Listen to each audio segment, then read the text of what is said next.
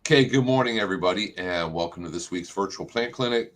My name is Bill Lester. I'm with University of Florida Extension Service here in Hernando County, and joining me today are my regular co-host, Colby Pitts, who is Hernando County's Florida Friendly Landscape Coordinator.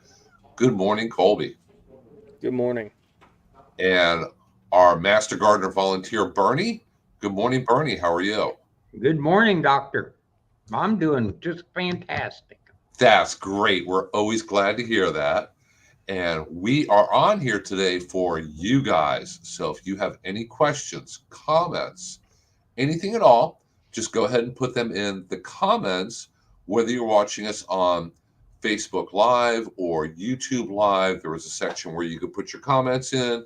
So go ahead and ask your questions and we'll be able to read them if the technology is working correctly today, and go ahead and answer them for you. So if you have anything, here we have at least one person on here with us today. Good morning, Alessandra. How are you? And I think Alessandra is the one who said she listens to us while she's working in the garden, which is great. I mean, we couldn't ask for anything better than that. And Bill, good morning. How are you? So if you have any questions about your garden or your lawn or your trees or your bushes or your flowers or anything else like that, go ahead and ask. And if we don't have an answer for it, we will find out the answer for you. And I assume that Teresa is on here this morning. She should be lurking in the background. So she's the one when we're struggling for an answer, she's looking it up with University of Florida, and she posts all the links for the fact sheets and the further information for you guys. So, hey, we got a question here. So Alessandra wants to know, I'm applying Epsom salt to my palm trees right now. Bernie, is that a good thing? Is that a bad thing? Or is it kind of like most things in life, kind of a gray area? That's definitely gray area. Mm-hmm. The Epsom salts is magnesium sulfate. Palms do need magnesium. That's Mm-hmm. an important nutrient, but that's only a small part of the picture. Um, the thing about it is probably the most difficult plant there is to fertilize is a palm, and it's an odd situation. You either should use the exact right fertilizer or you should use no fertilizer. They, um, and the reason is you put nitrogen down and it kicks the palm into grow mode. And palms, unlike other plants, require things continuously while they're growing. So you put the palm into grow mode. Uh, it grows for about 90 days from the nitrogen treatment. But you run out of potassium, you run out of magnesium, uh, the boron deficiency takes over. The thing about it is, if you can't supply all the other things the palm needs for the entire 90 days, the nitrogen has kicked it into grow mode, Mhm. then the palm actually gets damaged. It's kind of an odd thing, uh, what we have are some specialized fertilizers that have not only slow release nitrogen like you use on your lawn, but they have slow release potassium, slow release magnesium, uh, a little bit of boron that's going to stick around. You don't need a lot, but you need some. Too much is kind of damaging, but insufficient amount is a real problem. A little zinc, a little of this, a little of that. So all 16 elements that the palm needs, it needs for the entire 90 days. So uh, I like to think of those palm trees kind of like a car that's leaking oil. So you can put gas, which your gas is your nitrogen. You can put gas on all you want, but you got to add the oil too because it's leaking. And if not, you're gonna have issues down the road. So you have to make sure. It's important to remember. This is with all plants. That growth is a stressor. It's something that is like, and genuinely, if it has any other issues, putting it into grow mode is just gonna compound those issues you already have. and that's why palms in a lawn situation where they're using lawn fertilizer Hmm. uh, are not as healthy as palms that are just sitting out in the field somewhere, because the lawn fertilizer doesn't provide the necessary potassium and magnesium for the length of time that it's got the palms growing. Um, I'm not supposed to mention names, but if you look up fertilizing field grown palms, which is a publication of the university, it goes into a complete explanation of why you need all these things and what the names of the companies are that provide it. And normally we don't really get into brands, but in this particular case, there's only a couple of companies that produce honest palm fertilizer. So you have to really be careful on that. If you go out and you buy Charlie Brown's palm fertilizer, it may or may not be a great fertilizer, but it probably is not going to be what you really need. So And that's you know, if just a you unique case. The palm fertilizer is very expensive, but it will use, I mean, it will act as a great fertilizer for just about every plant there is. Uh, and if you have palms in your landscape in the lawn, don't use lawn fertilizer within 20 feet of your mhm. palms. Mhm. And if you use palm fertilizer, you can use palm fertilizer on your lawn. It'll do a great job. It'll just cost you twice as much as all.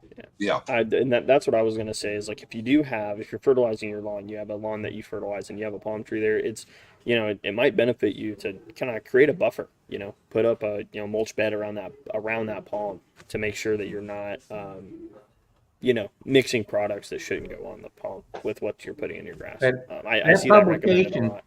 that publication that the university puts out, they redid it. And initially, by the time you were done reading it, you pretty much had a PhD in palm tree fertilization. So they cut it down to where it's only the information that you really need. But Mhm. it is a great explanation, and it covers why you need a particular fertilizer. So if you really care about your palms, if you go out and you spend $2,000 or $3,000 for a palm, which is not an unreasonable amount these days, $60, $70 fertilizer is not that big a problem for maintenance, and it lasts a long time. Yeah, But it's a 40-pound bag, so it's quite a bit. but if you don't do that, you get the palm has very much lower resistance to diseases, and it starts developing these nutritional problems. It wants to yellow, and yellowing in palms generally indicates a nutritional problem, and it's almost always from the fact that while it's growing, there isn't enough potassium and magnesium. Those two are critical. Some of the others are really critical, but unless you've got some specialized training, you don't see it. Boron being a really good example. Boron does really strange things in palms, and I had that problem with one of mine. It cannot believe it just went bleh. Yeah, they do It had a unusual things. very strange look, and a little bit of boron came right out of it. So it's just a great plant. So So going back to applying Epsom salts, it doesn't hurt palm trees, but it's not extremely helpful. Epsom salts are very soluble, so it's only going to be in the soil until the next time it rains or you water, and then it just washes away. Um, like I said, it's not bad. It's good for palm trees, but it's just one little piece of the whole nutrient puzzle to have a good looking, healthy palm tree. it's a case of it is actually an important thing, and it is beneficial, but it's not beneficial in a long-term situation. Mhm. Uh, it helps it for right now, for this week, but it is not a long-term thing. There's too many other things that need to go with it. So, uh, but it makes you feel good. You're doing something, and that's the start. That shows that you've got a bigger interest than what most people do. So Mhm. read that publication and then get the right fertilizer, and then you'll really feel good. You mentioned them, simplifying those publications. I kind of have mixed feelings on it, but at the end of the day, with this like simplifying them, man, I've read a lot of research papers, and I've probably more than your average Joe. And sometimes, like when I just want to know something, it's a slog to get through. So I think I'm on the side of like it's good that they've simplified them a little bit because like so much of it, about most of those if it's you're reading like a real deal scientific research paper, most of it's just background information anyway. So Yeah, you read the abstract and the conclusions at the yep, end. yep, and that'll get you. Yeah. But if you're trying to get the most easily digestible information out to the most people, I think simplifying them to something that Joe Schmo can read is definitely and get good information out is definitely a good thing. Hmm. Well, a lot of those University of Florida publications are, homeowner friendly. So Mm-hmm. it's geared towards homeowners, people taking care of their landscape. Other publications are geared a little bit more towards commercial growers. Mm-hmm. So people who might have a small nursery growing palms. I just got an email from a gentleman within the last week who lives in Brooksville. He's interested in growing like 2 acres of palms. Had no idea. Doesn't know what kind of palms grow well here. Doesn't know what kind of palms the market is looking for, and then finer points like spacing, fertilization. How long does it take to grow a palm from whatever size to whatever size when you're going to sell it? So he needs to do a little bit more work, a little bit more background study. But yeah, people can raise palms on just a few acres, but it's going to be a very small operation. Yeah, and if you get the right weather conditions here, all we need is an 18-degree uh, uh, cold temperature. We had that what, Mhm. 6 years ago, and a lot of people that were growing queen palms uh, uh, really got nailed. There was an operation over by Webster, uh, pretty much lost all of their trees. Uh, there was one over on Spring Lake Highway. About half of their trees got serious damage or died. And you work really hard to get them to a certain point. The Yeah. weather cooperates, and then one year it doesn't. You can lose everything. So Yeah. I uh, mean, it's hard to imagine it getting that cold when you go outside right now and it's hot as Hades outside. But you got to remember that the summers are getting hotter and overall the winters are getting colder. So just keep that in mind when especially if you're planning on investing a whole lot of money. Keep in mind that like at any time it could come January it might be really cold outside and you have no way of really knowing. All it takes is one or two cold nights to do Mm-hmm. the damage. And I know that I'm starting to see more and more Bismarck palms, even alongside of the highway, all over Central Florida, Volusia County. And Bismarck palms can grow well here as long as we don't have really, really devastating freezes. So I hate to imagine what happens next winter or the year after that, if the temperature drops to 18, because they're going to take some serious damage at that point. So I yeah, would hope nobody is thinking about starting a palm nursery here in Hernando County growing Bismarcks or something that tropical. there were a pair of Bismarcks over by Dade City that were the first of the Bismarcks that I had seen. They were beautiful. I mean, I would go out of They my are. way when I went over to Dade City to go past them. I really thought they were probably the nicest palms that I had seen, and they got nailed. They died. So I And really feel sorry for the people because they had them for a long time, but uh, when nature's out to get you, it's over. That's all there is to it. I You're not would gonna win like that to one. bring up something that people may not have thought of right now, but okay. in lawn care right now, pretty much the Bahia lawns are in seed, and if you live someplace where you don't have to keep your lawns cut really good, don't mow for a couple of weeks. Let the seeds finish and reseed your lawn, and it'll keep your lawn much healthier. It'll get rid of some weeds. Um, it'll make it really look nice. Uh, and it's cheaper than going in and reseeding, because Bahia seed that's nice and fresh and is going to germinate is very expensive, and the germination rate is so pathetically bad. You're not going to get many. If you spend $100 worth of seed, uh, completely cover your lawn, you're only going to get just a few, and nature is sitting there trying to provide it. So don't mow your lawn if you can get by with it. Skip it for 2 weeks, and you'll reseed your lawn for free.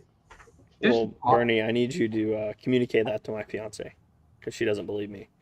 So, well, that has happened to me unintentionally, because by the time I make it out there to cut the grass at this point, it's growing so fast, it's already gone to seed. So, but yeah, that's how they manage pastures. You know, they use Bahia out in pastures, and they're not out there with a lawnmower cutting it every 5 days, keeping it real short.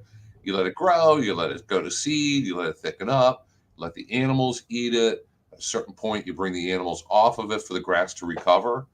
So, I mean, you know, when we're talking homeowner lawns, we're not raising livestock in our front and backyard, but it's the same basic cycle. But if you do that, you know, if you can get by with doing that twice a year, you end up with really healthy Bahia. I mean, it gets thick. It actually gets to be a problem to mow it, because Bahia gets really nice and thick and makes a pretty decent lawn. And because it is nice and thick, it's really getting rid of the weeds. So it's a win-win-win if you live someplace where you can get by with doing that. I understand that homeowner associations don't want weedy lawns. It's a bad look, but it is what nature intended, and you're trying to grow something that doesn't even want to be here. So, you know, do the best you can for it, and you know, you pay your money and you take your chances with lawns. Yeah, I had a phone call just the other day from a gentleman. He's here somewhere in Hernando County, I'm not sure exactly where, who has a problem with his centipede grass. And he got a couple acres sodded around his house of centipede, and now a big chunk of it died this past spring. And I told him, centipede we don't really grow centipede here in Hernando County. We're a little bit too far south. North of us, up in the Panhandle and points beyond, they grow a lot of centipede, and it's a great turf grass. It doesn't get really high, grows slowly, has runners, can cover your lawn real thickly. Like every kind of grass has a few pests and diseases, but not all that bad. But apparently, we came to the conclusion that his is basically burned up this spring and summer because it's not the right plant in the right place, not the right turf grass in the right place. Grows great in other parts of Florida, just not that well here. So he's gonna have to switch back to Bahia for at least part of his yard. Yeah, there's a little area north of Brooksville and east that centipede seems to work reasonably well. The soil composition is more than just sand, and the water holding ability of that soil is a little higher than the sand. And there are a few centipede lawns, which makes it kind of bad, because people go see them and they want to do that. And if you live in Spring Hill and it's pure sand, your centipede's not going to survive. It just will not make it. So save the money. Go with one of the two that'll work, St. Augustine or Bahia. Yeah, my Bahia looks fantastic in my yard. This time of year, it really comes in, and you can actually see how much you have. Other times of the year, I look around the yard, it's like, all I see is weeds. Yeah. But this time of year, when the Bahia really fills in, problem is it grows like a couple inches in a couple days. Yeah, I had it actually measured, grew 6 inches in 4 days. So 1.5 inches a day. That's about right. No, that's a pain. That's Yeah. I'm not big on mowing. My neighbors probably wish we'd move. I'll mow it once every week or every 10 days, and I found that it's a lot easier to mow. I can mow it much quicker if it's mowed more often. So Yeah. Yeah. I guess the number of hours ends up being about the same if you mow it quicker and more often than it does. Because once it gets high enough, mowers don't cut very well, so you end up mowing it twice just to have it uniform. Hmm. Okay, guys, if anybody has any questions, anything to do with lawns, gardens, trees, water, septic systems, wells. I'm not the well expert, but we know well experts. Just go ahead and put them in the comments, and we'll do our very best to answer them. Did anybody get any damage from this hurricane? I lost one plant. Power didn't even go out. I was all good. Our power flickered a few times. I was afraid it was going to go out, but it never did. In my neighborhood, lots of little twigs and leaves, and not even that many of them. So, Well, funny enough, so my parents have a house in Cedar Key. I oh, don't know, 50 yards off of the canal, which the canal is like right out into the Gulf, and the water didn't get in the house. Got up to the porch, but no water in the house, which is like nice, because normally like after Adelia, I believe we had like 4 or 5 feet of water in the house. So it's I think I know everybody that I talked to who had who could have been like really badly affected by it that I knew ended up being okay. So that's really good. yeah, I know we got a little bit of coastal flooding here in Hernando Beach. Crystal River always has problems because they're a little bit low lying. When they have storm surge, it rolls into neighborhoods. I know that we have some regular viewers from Pinellas County and areas south of there. So hopefully all of our regular followers made out okay, didn't suffer too much damage or too many problems. Um, Something I learned after Hurricane Idalia, mostly because of the flooding that we had here in Hernando Beach and also Crystal River, I started looking online for UF information on salt tolerant plants, and if you experience flooding with salt water, what does it kill and what does it not kill, and what should you do? And there's surprisingly little information. Nobody's really looked into it or written anything on it. So maybe one day I'll find somebody to work with me and we'll sit down and start looking into that and writing some EDIS fact sheets. I know that most turf grasses are not particularly salt tolerant.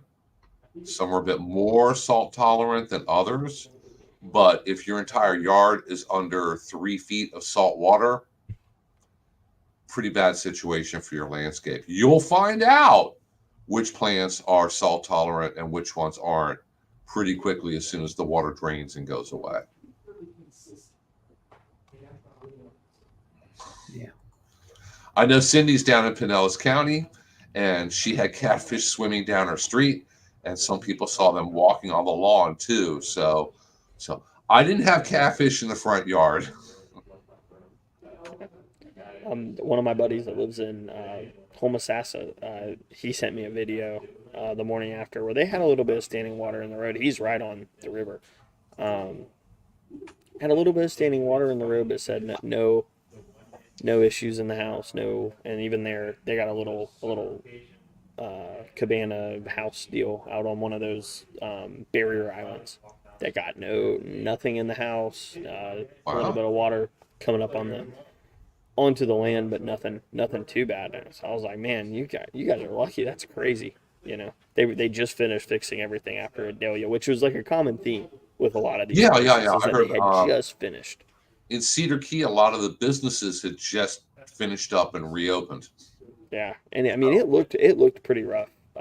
pretty rough up there. I was in Steenahatchee this past weekend on Saturday, and the folks I know up there were, like I said, had just finished a Dahlia repairs, and luckily heard from them Monday, and it was all good. And I was like, man, like it seems really lucky, really fortunate that so many people who had just finished all their repairs dealing with all this, because that stuff's terrible, man. It's so expensive and so much work, to fix that stuff.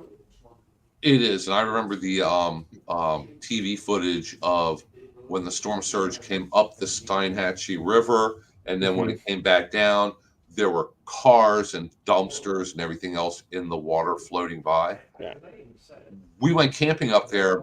It couldn't have been more than a month or so after the storm, because they pulled the campground back together very quickly, and there were still a lot of piles of brush and debris. Most of the restaurants were still damaged and closed. The campground is right on the Gulf, and the Gulf had rolled in, and the water was literally about 6 feet deep in the campground part. So the water rolled in, the water rolled out. They fixed everything up, and they were at Keaton Beach, and that was right where it made landfall. Yeah. And I think this storm, they were damaged a little bit. I just saw this morning on Facebook, they said, we're open.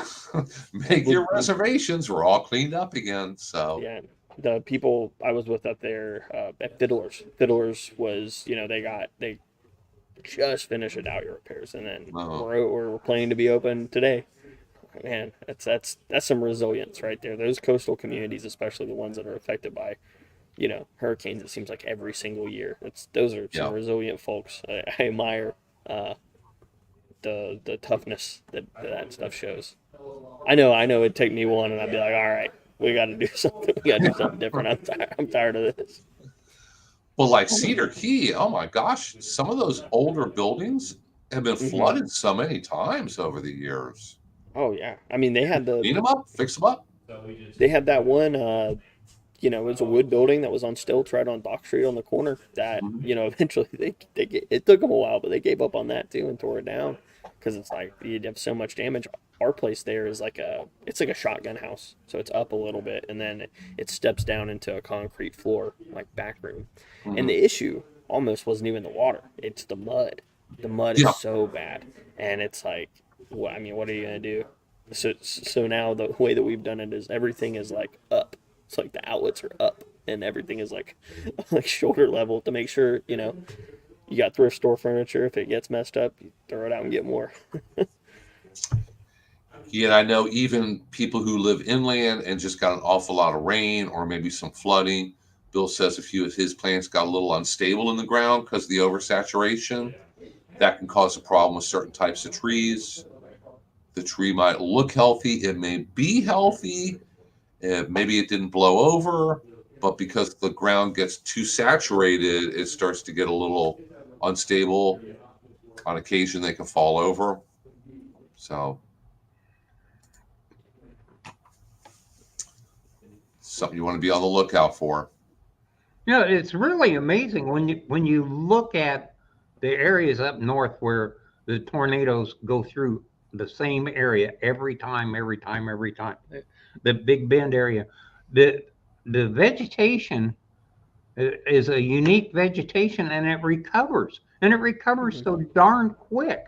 If we had the same problem here with our vegetation, this would be all barren. So there are things that are made for these particular conditions. Every place, the right plant and right place thing really applies in areas that get tornadoes a lot, or hurricanes a lot, or severe freezes a lot. There's always something that grows under some kind of condition. The bristlecone pines that are 5,000 years old, been sitting there. They've got 2 leaves, and they're really gnarly looking, but they survive. And there's a plant that survives every place. So.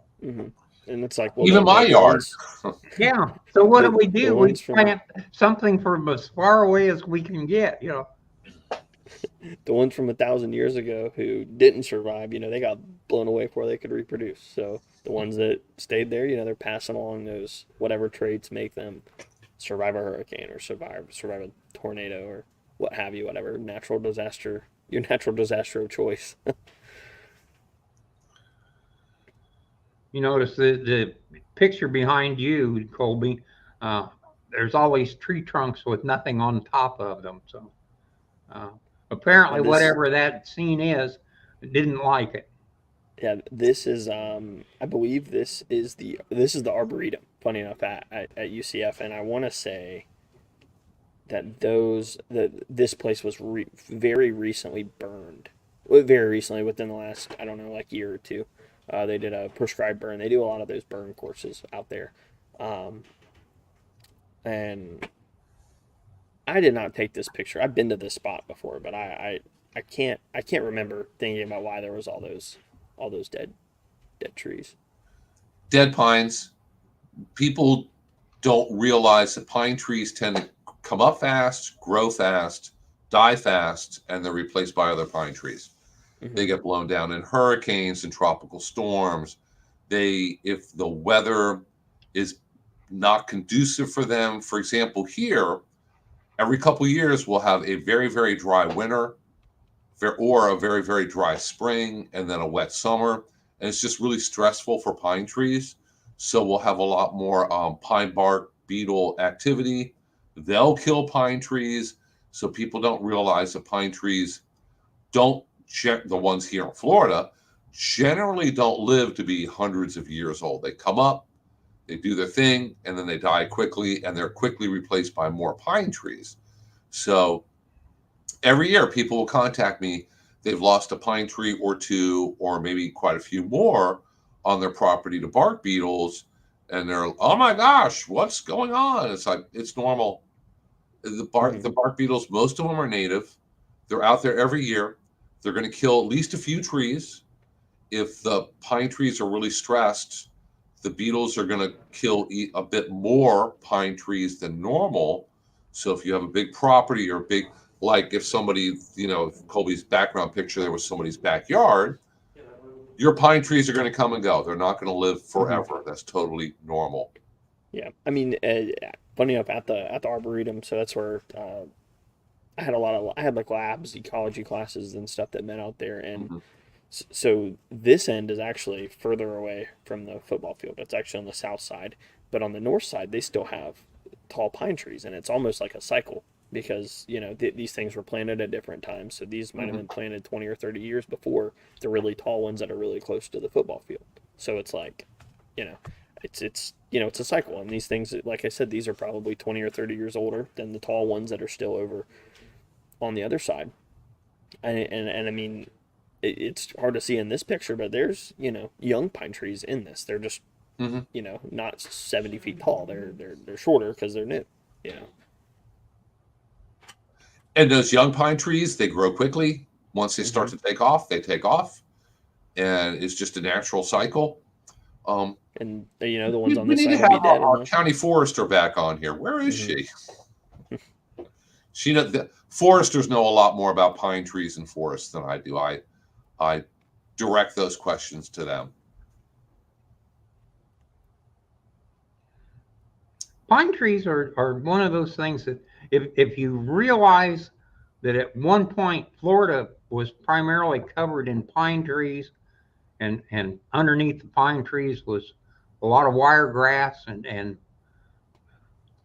because of the fires being continuous, it used to be possible to drive a wagon, your horses and wagon, through these forested areas. And uh, we have pretty well destroyed just about every forested area in the state. There are a very limited number of original forestry places, and we have one of those just north of Brooksville.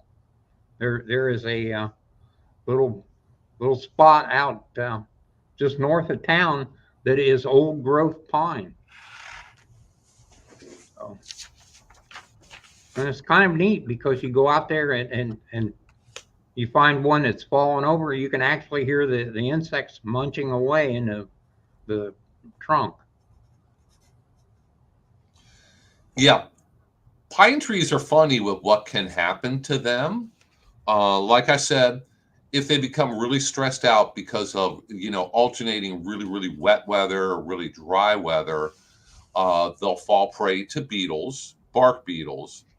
And I know I've never really heard it, but I know University of Florida tree researchers that say if you're out in a wooded area and a pine tree gets hit by lightning, within literally hours, it's there's certain species of beetles that smell that. The pine tree gives off a smell, and the beetles come a running and they lay eggs in it. And by the next day, is filled with beetle larvae. And if you stand there and everything's real quiet, you can hear them crunching and feeding on the inside of the tree. They're just there to finish off the tree. It was the lightning that killed the tree, but you will end up with, first of all, beetle A, and then a couple days later, beetle B will come along once it's to a different point of damage, and then maybe beetle C. And then the next time we have a thunderstorm, the tree blows over, and then you have a whole bunch of other insects, termites and ants and woods roaches, and everything will use that pine tree at one point or another. And people make the mistake like, oh, pine tree bark beetles killed my pine tree. Well, what do we spray all the other pine trees with to protect them or get rid of them? It's like, no, technically it was really the stress on your tree that did it in. The beetles just finished it off. And then other beetles will finish it off. And then other beetles will help to finish their part off. And in the forest, you obviously we can't go out there and water the pine trees when it's dry. We can't cover them when it's raining too much. It is what it is. They've learned to adapt to the environment. But if you have a house and you have a pine tree in your landscape, I personally don't think it's the best choice for homeowner landscapes, because what do? We want to put down turf grass around it. We want to put in a sprinkler system. We want to have the service come and fertilize our lawn. We want to put down weed and feed because we got to kill the weeds in our grass. All of those are terribly stressful on pine trees. Pine trees hate that. Had a forester tell me before, pine trees just want to be left the heck alone and live out in the woods and not even see you unless you walk by hiking or something. So they don't want to be watered or fertilized or anything else. That's very stressful for them. So then you get calls and contact from homeowners. I have a pine tree that's dead now. Sorry, they don't interact and exist well in your typical landscape, typical HOA kind of landscape. If you live further out in the woods and you have pine trees around the edge of your yard or property, but it's not, you don't have well-maintained turf grass, you're not fertilizing, you're not spraying for weeds, they're going to do better there. But always have questions about pine trees, usually every spring. And Teresa keeps putting up very good links here for further reading and more University of Florida information. So, hey guys, if anybody has any last minute lawn and garden questions, please go ahead and put them in the chat. For anybody who is watching this as a recording, because these live sessions get recorded and saved on both YouTube and Facebook. And I know that we have a lot of people that watch them. Maybe you're working at 10 a.m. Like we are. I mean, Colby and I are at work, so we're not at home, watching things. Maybe you watch this in the evening or middle of the night or weekend or whenever you have a chance. If you have any questions, go ahead and put them in the comments from the recorded video. I try my best to go back and check them. And as I get notifications on my phone, I try to find the time to go back and answer questions. Or feel free to reach out. Just go ahead and shoot me an email. If it's a lawn and garden question, try to include pictures. Good pictures, ideally. Clear pictures make it a lot easier to figure out what the problem is. For most things, you want to get a close-up picture. You want to get a far-away picture. depending on whether it's a tree, a bush, a plant, whatever. Just send there is no such thing as too many pictures. So just send lots of pictures, and we'll try to figure out what your problem is and answer it for you. Would this be a good time to do nematode suppression, since we now have some products that are claiming to do nematode suppression? Would this be a good time to use them? Do you have any ideas on that? The one that I am familiar with, and I did look it up and read it, and it has been shown to be effective. Exactly how effective is situationally dependent. So it will not instantly kill every nematode on your property. It's not going to do that. It does kill a number of them. It deters other ones. It drives other ones off. And that is, we don't normally name brand names, but the only company that makes it, I believe, is Monterey. So it's Monterey Nematode Control.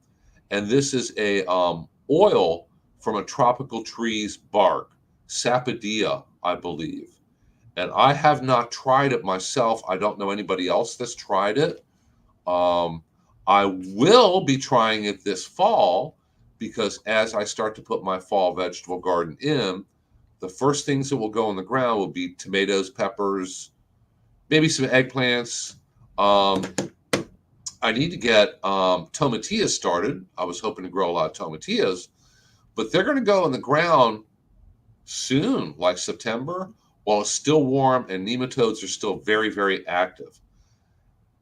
In the dead of winter, nematodes are not very active. I mean, they're still there, but they like it when it's really hot. They like really sandy soil. They like really hot, dry soil. And that's not what the things are like in the winter. So you don't have as many nematode problems generally in the winter. But I'm going to try it this fall and see what kind of results I get, how well it works. That, for a homeowner, that's about the only thing that's available. You can solarize, you can work in compost and try to increase the organic matter in relation to the sand and just make it really unfriendly for nematodes. So, like if you have visitors come and stay for the weekend and they want to stay for a couple more weeks, you can make things kind of unpleasant and unfriendly for them, hoping that they're going to leave and go home. I guess that's kind of a way to explain it. You're kind of sometimes doing the same thing with nematodes and other pests. You just make it really unfriendly for them, and you're not going to have as many of them as you normally would. But no, nematodes are a problem. Gosh, if you're trying to grow things right now, if you want to know if you have root knot nematodes in your yard or not, go and plant some okra seeds. And as a matter of fact, I happen to have some right here. Go plant okra. If it comes up, looks okay, promptly dies, and you dig it up and you have zero roots, it's like just the stem in the ground and there's no roots, you have root knot nematodes, because they love okra. Okra is like crack for root knot nematodes. It's their favorite thing. So not a whole lot of controls for that if you have them. I have them. Most people have at least some. But yeah, I'm going to try this fall. I need to purchase some online. It's freely available online. You can look it up. Monterey Nematode Control. And like I said, I can't tell you whether it works or not or how well it works because I haven't tried it, but I will be trying it and sharing how well it works. I guess Lily will hear about how well it works. I don't know. You know, you have nematodes up in Pennsylvania, but not many species. You know, University of Florida has nematologists, and they have a couple of specialists that do all the nematode research. And I spoke with one. I knew one who had worked at UF, and then he got a job as like the head of the department in a northern state like Iowa, Michigan, something like that. He said, it's great. It's a piece of cake. We only have 3 species, 2 or 3 species of nematodes up here. In Florida, you have like a couple dozen species, and you have to figure out which ones cause problems with which crops and what do they look like and how do we control them and what kind of crops do they hate that we can plant to get rid of them.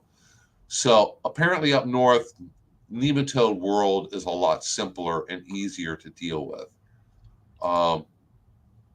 Well, Lily, getting out there and pulling up those weeds is good exercise, fresh air, sunshine. Oh, but you have dirt up there, and it's a lot harder to pull weeds. It's pretty easy in my sand. So, another advantage to sand. Cindy points out that Pinellas is named for its pine trees. People who lived here 70 years or more ago remember them along the beach, and humans are the ones that cut them down. Most of Florida, not all of Florida, it really depends on the exact spot, but most of Florida was pine sandhills, which is pine trees, sand. Like Bernie said, different grasses, flowers, native plants, turkey oaks that pop up amongst the pine trees. But as soon as you have a forest fire, which would happen on average like every 3 years, takes them out, but they leave behind acorns and they pop up again. So that's how things used to work here in Florida, but we've intervened an awful lot. And yeah, it's always a shame to see the pine trees torn down.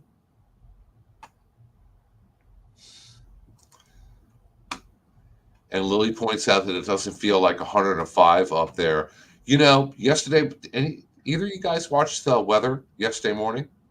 Mm-mm. Really early before the sun came up, the temperature was in the 80s, and I'm almost positive they said on the news the heat index was like 100. So before sun up, a heat index of 100, I open up the back door, and it's like, yeah, it feels like I just opened up the oven. Still totally dark. So Lily kind of made me think about you. Well, the beautiful part about it is when they have those 100-degree days, which are pretty rare, like New York City, if it gets to 100, it seems to have 100% humidity along with it. It has a 127-degree feels like temperature. People die. I mean, Yeah. you would get a 96-degree day in Chicago, which only happens, maybe 2 weeks out of the year that it ever gets that hot.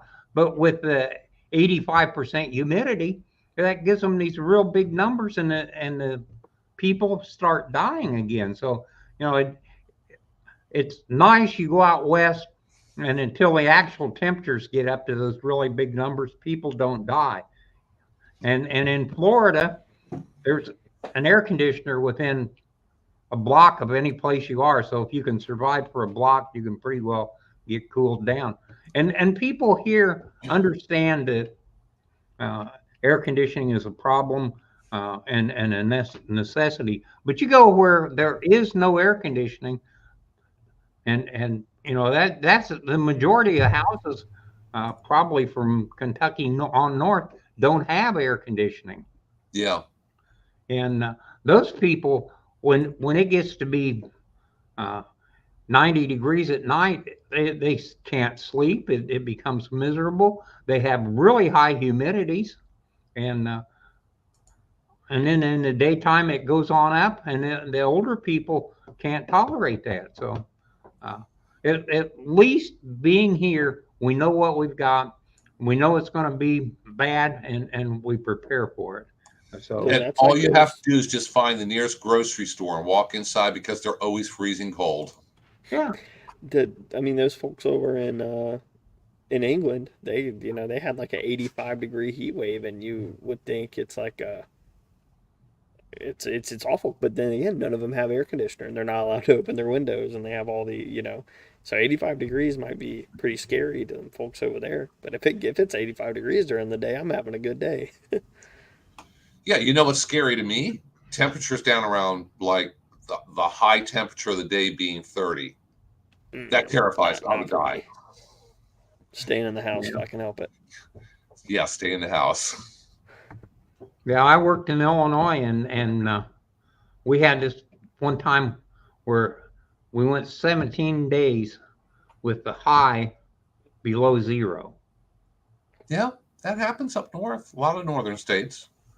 Yeah, well, you talk about miserable. I'm at an airport. It's out in the middle of no place. The wind blows through. If you had to change airplanes to work on something, if you opened the door, you couldn't get the heat back up in the hangar for another 8 hours. So you switched airplanes once, and that was it. No, I think I'd be okay. Okay, we have our final legitimate question here from Bill. He was thinking about putting compost on a St. Augustine lawn, which is a great idea. I like to put it down before the next stressful dry period and hopefully help suppress take all root rot. When to apply and how much? I'd say you can put that down now. The rains that we're getting will work it in through the grass blades and the runners down to ground level. Um, just a light scattering. And I can tell you from personal experience, it's really difficult to put down in a spreader. So if you have a spreader that you would put down fertilizer with that you pour it in a spreader and roll it around your yard, compost is always too moist and too big of a chunk to spray out the way it should. Great idea, just didn't work very well for me. Maybe it'll work better for you. But taking compost and just throwing it out there kind of thinly, scattering it around, is always a good idea for St. Augustine. Any time of year, a couple times a year, over time is really going to have some benefits and help build up your soil and hopefully make your grass healthier and better to survive and suppress take all root rot. The actual compost is going to only live for about a year and it'll be gone. It oxidizes out rather quick in Florida. So, if you do that, you get a year's benefit. If you do it every 6 months, you're actually building it up and you're getting a lot of benefit. But adding organic material, if you till it in, it's funny because when you till it in, it has a shorter life than if you just spread it out on top. So it's a good thing to do to just broadcast it, but it doesn't have a really long life. Maybe 16, 18 months. If you till it in, maybe a year. So that's about it. But it is the best thing you can do. It's the best additive that you can put on the grass. And I think we have one last comment here from our friend up in Pennsylvania, Lily, saying she has a fight with family members regarding pokeweed. It's a native weed. It's poisonous. Yes, you can eat pokeweed, but you have to use the really, really small new leaves. Have to cook it a few times. So we don't recommend that you go out there and start picking pokeweed and eating it without knowing exactly how to go about doing it safely. Great for the birds. Yeah, a lot of these different weeds serve an important purpose for whether it be to support insects, birds, other animals. Family is saying to get rid of it. Native Plant Book says to keep it. So that's always a problem. You have regular traditional landscape plants. You have native plants that we promote. They flower, they look pretty, they're going to serve a definite landscape purpose. And then you have stuff in between. Even the weeds serve some kind of worthwhile purpose. Biden's alba, which, Teresa, if you could find eat a stock on that, almost everybody would look at that and just think it's a terrible weed. You need to pull that up. Get that out of your flower beds. How come you're not out there pulling weeds and take care of it? It is fantastic for bees. Teresa loves it because she's a part-time beekeeper. Bees love it. If you sit there and look at it, it supports every bee, butterfly, native pollinator, everything. They all love it. And you could even deliberately let a patch of it grow near, let's say, a vegetable garden because it will attract and support beneficial insects that are going to do good things in your vegetable garden. Just you have to keep it within bounds. If you leave some growing in a corner, if you don't keep on top of it, it will take over your whole yard pretty quickly, I think. So there's a lot of things that fall into the noxious weed category, but it's all in how you look at it. I say it's a weed. Bernie says it's a native plant. I say it's a weed. That's the one that really bugs me because it grows everywhere and it's got those little stickers on it. Well, each teeny tiny little flower, if you ever look at it closely after it flowers, has a bajillion seeds in it, and they will all sprout.